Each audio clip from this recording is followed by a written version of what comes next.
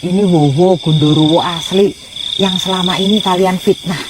Lah, bukannya dia ini jahat, Nek? Yang jahat itu pembantunya, kadang tahu kadang tempe.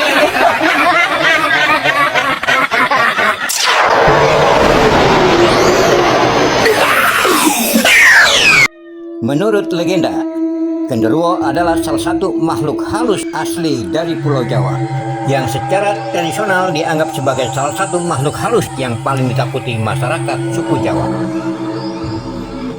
Berbagai legenda menyebutkan bahwa genderuwo adalah sosok jahat yang dapat mengubah penampakan dirinya mengikuti wujud fisik seorang manusia.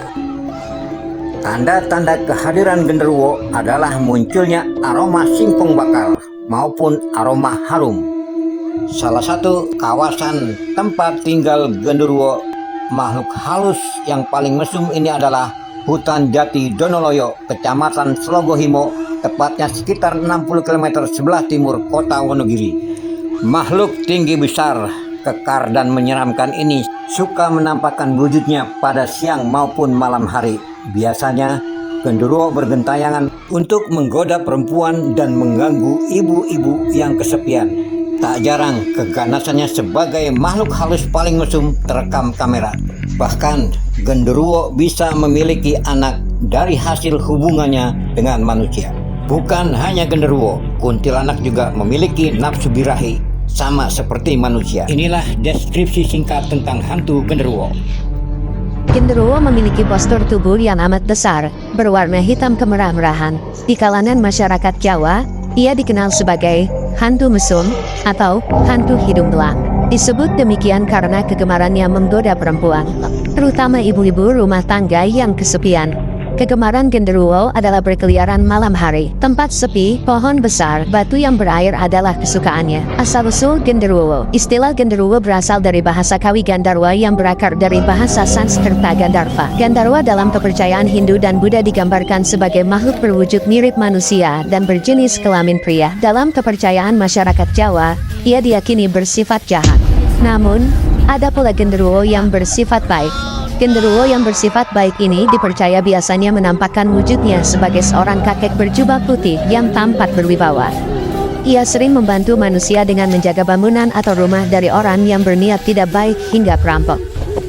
Di sisi lain, genderuwo juga memiliki hasrat yang sangat besar untuk bisa berhubungan intim dengan manusia.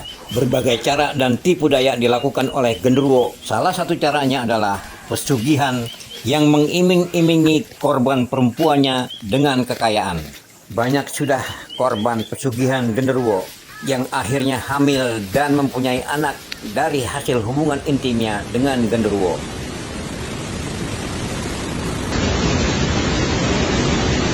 Orang ini adalah anak genderuwo. Iya, dia namanya adalah Mbah Wagini. Jadi ibunya adalah manusia dan bapaknya adalah sosok genderuwo yang berasal dari alas purwo. Nah, sekarang ada yang bikin geger lagi karena terungkap kalau perempuan ini adalah anak kuntilanak. Jadi perempuan ini namanya Sarah. Dia ini dirawat dan tinggal di sebuah pesantren di Jawa. Setelah cukup dewasa, Sarah ini mulai sering mimpi-mimpi aneh dan mimpinya itu tentang kuntilanak. Mana sosok kuntilanaknya itu selalu menyampaikan pesan untuk si Sarah ini pulang. Setelah mendapatkan petunjuk dari pimpinan pesantren, Sarah pergi ke desa Wonoenggal untuk mencari tahu sebenarnya dia ini tuh anak siapa. Ditemani oleh seorang sahabatnya yang juga tinggal di desa itu, Sarah mulai mencari siapapun yang mungkin tahu kehidupan dia. Tapi ketika memulai pencarian, mulai banyak banget terjadi kejadian-kejadian aneh. Dan setelah dicari tahu lebih dalam, ternyata si Sarah ini adalah anak dari sesosok kuntilanak yang bernama Wati yang emang tinggal di desa itu. Mulai banyak teror yang terjadi, bahkan sampai memakan korban jiwa. Desa Ngembel, sebuah dusun kecil di kaki Gunung Wilis, dikelilingi kabut tebal dan hutan bambu yang berdengung lirih bila malam datang. Di sanalah tinggal Pak Haurudin, seorang lelaki berusia 40-an yang dikenal alim, ramah, dan disegani warga karena ketekunannya dalam agama dan pertanian. Ia baru kembali dari Tanah Suci 2 tahun lalu dengan gelar haji yang menambah wibawanya. Namun, ada satu hal yang membuat warga heran. Setelah bertahun-tahun, Pak Haji Haurudin tiba-tiba saja menikah dengan seorang perempuan muda yang tidak dikenal siapapun di desa. Namanya Sari, parasnya ayu, Kulitnya pucat bersih seperti susu, tapi matanya tajam menyiratkan rahasia yang tak mudah dijelaskan. Perempuan itu muncul entah dari mana, dibawa pulang oleh Pak Haji setelah suatu malam beliau menghilang selama 3 hari di tengah hutan, dengan alasan mencari kayu bakar dan merenung di lereng. Wes jodoh, Rek, begitu jawab Pak Haji ketika ditanya dari mana asal Sari. Wong ndak penting asalnya dari mana. Yang penting dia solehah, bisa ngurusi rumah, dan ngaji lancar. Orang-orang mulai berbisik, tapi siapa yang berani mencurigai seorang haji? Pernikahan mereka berlangsung sederhana. Namun, sejak itu, rumah Pak Haji yang dulu terbuka bagi warga, kini lebih sering tertutup. Jarang terlihat Sari keluar rumah. Kalaupun tampak di halaman, ia hanya diam, menyiram bunga atau menatap langit senja, dengan mata kosong seperti menanti sesuatu. Namun tiap malam, warga sering mendengar suara aneh dari rumah itu. Suara gamelan lirih, sesenggukan perempuan, dan kadang suara menggeram seperti binatang besar. Tapi saat ditanya, Pak Haji selalu menjawab, angin malam, mungkin cuma perasaan panjenengan semua. Hari-hari berlalu. Warga pelan-pelan mulai melupakan keanehan itu. Toh, Pak Haji tetap datang ke masjid 5 waktu, tetap ikut kerja bakti, tetap jadi panutan. Sampai suatu malam Jumat Kliwon. Malam itu, langit menghitam tanpa bintang. Angin berdesir kencang menerobos sela-sela bambu. Daun-daun gugur berputar seperti menari di udara. Di surau kecil di ujung desa, Pak Haji Harudin baru saja menyelesaikan tadarus. Ia berjalan pulang sendirian, menyusuri jalan setapak yang membelah ladang.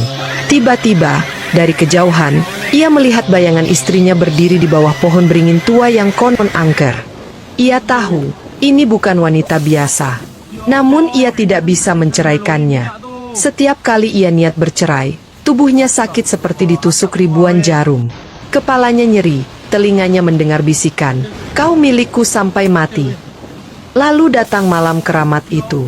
Malam di mana seorang anak kecil hilang di desa, dan warga mencium bau amis darah di sekitar rumah Pak Haji. Namun ia belum tahu bahwa kebenaran yang lebih gelap akan segera tersingkap. Kabar hilangnya seorang anak kecil bernama Rehan, usia 7 tahun, mengguncang desa Ngembel pada pagi buta. Ibu Rehan berteriak histeris ke jalanan, menjerit-jerit meminta tolong. Beberapa warga segera berkumpul, menyisir ladang dan hutan kecil di sekitar desa. Namun, yang membuat bulu kuduk berdiri bukanlah sekadar hilangnya Rehan, melainkan temuan Pak Badrun, tetua kampung. Ia menemukan jejak darah mengering di bawah jendela rumah Pak Haji Harudin. Jejak itu menyeret hingga ke sumur tua di belakang rumahnya, sumur tempat Sari sering mandi malam. "Pak Haji, maaf, saya harus tanya sampean tahu-tahu apa soal Rehan?" tanya Pak Badrun dengan suara bergetar, meski masih penuh hormat. Pak Haji terdiam lama. Pandangannya kosong, napasnya berat. Lalu ia hanya menjawab singkat, "Saya tidak tahu, Pak Badrun. Tapi saya juga merasa ada yang tidak beres." Kata-kata itu mengejutkan warga. Ini pertama kalinya Pak Haji Harudin tak lagi membela rumah tangganya. Ia sudah tidak bisa berpura-pura. Malam harinya, Pak Haji duduk termenung di surau, sendirian. Langit tampak kelam, dan suara serangga mendadak hilang, tanda malam sedang tidak biasa. Ia menatap sajadah di depannya, lalu berkata lirih, "Ya Allah, hamba MU ini telah dibutakan cinta. Tunjukkan jalan kebenaran." Namun, ketika ia takbiratul ihram, angin dingin menyusup ke dalam surau. Lampu minyak berkedip, lalu padam. Dan di depan mihrab, berdiri sesosok bayangan. Sari. Namun kini ia tidak menyamar lagi. Matanya merah menyala, rambutnya menjulur seperti ular hitam, dan kulitnya melepuh. Ia berbicara dengan dua suara, suara Sari dan suara makhluk parau dari dasar kubur. "Harudin, kau telah melanggar sumpah."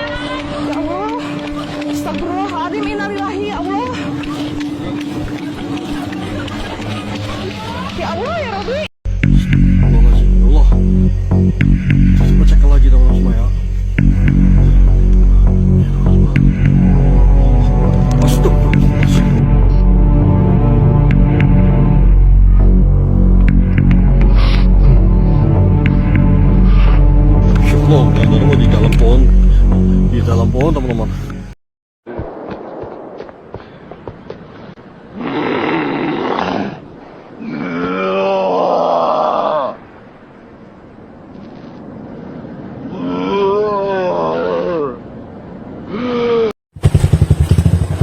Astagfirullahaladzim.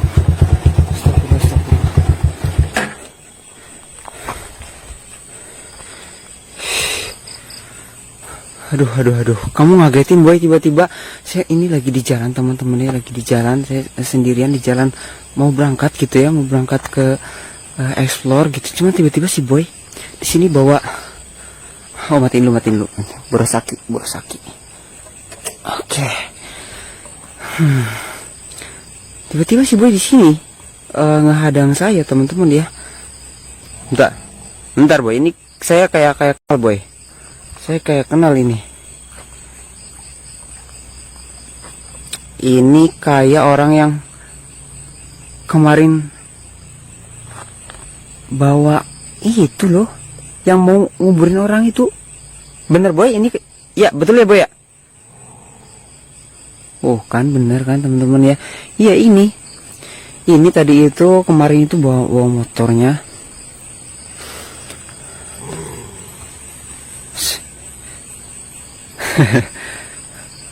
Bagus boy. Oke teman-teman ya. Ini saya kaget aja sih. Bentar, saya masih deg-degan ya. Tiba-tiba ada genderuwo gitu ya. Terus ngehadang saya pikir genderuwo yang kemarin, ternyata si boy. Soalnya ngagetin datangnya gitu. Cuman bawa 2 orang ini. Kelihatannya juga si boy lemas banget teman-teman ya. Waduh, orang ini. Diapain boy itu boy? Tendang. Cuma 2 orang boy. Kemarin ada sosok genderuwonya satu itu yang bawa katana itu. Kemanain itu boy?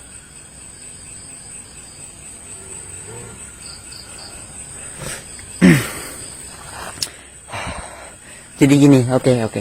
Makasih banyak ya boy. Oh ini saya send kamera dulu aja ya boy. Bentar boy. Tapi dia masih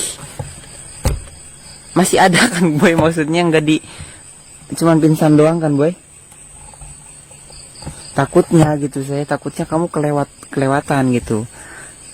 Nanti biar ini kan masih dekat rumah nih teman-teman. Ini saya juga mau berangkat, ini masih dekat rumah gitu. Nanti biar saya coba ya urus lah gitu teman-teman ya. Ini sebentar, ini saya mau cek dulu ya, cek fisik biasa.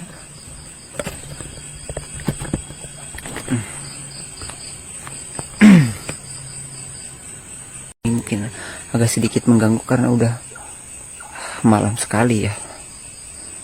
Nggak apa-apa lah, daripada ini didiamin di sini nanti dia kabur lagi, berulah lagi teman-teman ya. Jadi biar diserahkan kepada yang berwajib aja, seperti itu. Saya kayak ada dengar suara-suara orang juga sih.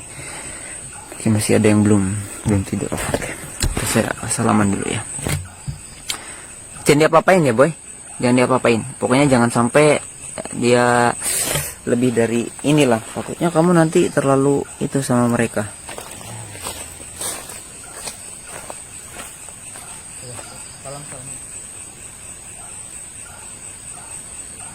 Saya mau muter balik, kamu jaga sini.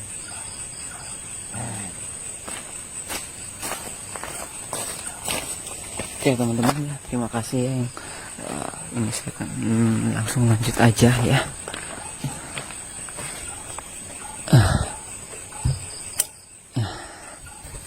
Jadi mungkin maaf bila ada salah kata dalam pengucapan saya, mungkin kurang baik atau gimana gitu teman-teman ya. Jadi mohon maaf sebesar-besarnya. Wabillahi taufiq hidayah. Assalamualaikum warahmatullahi wabarakatuh. Terus sebentar, saya nyalain dulu deh. Mana kontaknya sih? Aduh. Oke.